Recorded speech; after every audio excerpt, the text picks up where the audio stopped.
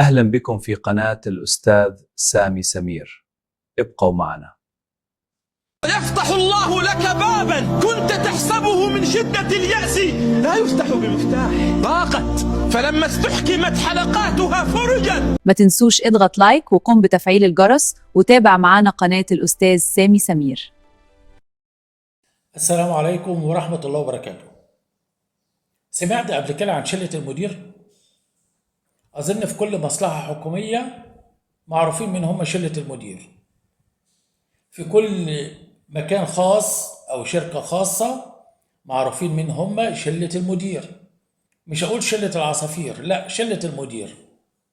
شلة المدير دولت اللي موجودين معاه في كل حتة. أول ما يجي المكتب صباح الخير ويروحوا داخلين قاعدين عنده في الأوضة بتاعته، يقعدوا يرغوا مع بعض، يبدأ يستشف منهم ويقررهم بأحوال اللي حصلت في المكتب من أولها لآخرها.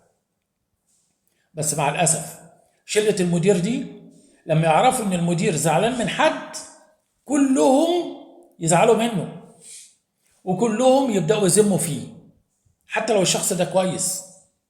علشان يرضوا المدير يبدأوا يذموا فيه. ده مش هيذموا بس، ده ممكن يطلعوا فيه حاجات مش موجودة فيه هو أصلا. ممكن يخترعوا حاجات، ممكن يألفوا حاجات، التحابيش زي ما احنا بنقول كده. ليه؟ ما هو المدير حابب ان هو يسمع كده، لانه ما بيحبوش، لانه مختلف معاه، فيبدأ يسمع منهم. ويا سلام بقى لو الربع بقى 3/4، والحاجة الصغيرة اللي تتقال عليه عقبال ما توصل للمدير تبقى حاجة كبيرة، ويزودوا عليها التحابيش. دي اسمها شلة المدير. الشلة اللي ما تفرقش معاها أصحابها، ما تفرقش معاها زمايلها، كل اللي يفرق معاها إن المدير يبقى راضي عنهم. طب شلة المدير دي ما فكرتش في يوم من الأيام إنها ممكن إن هي تقع في نفس الموضوع؟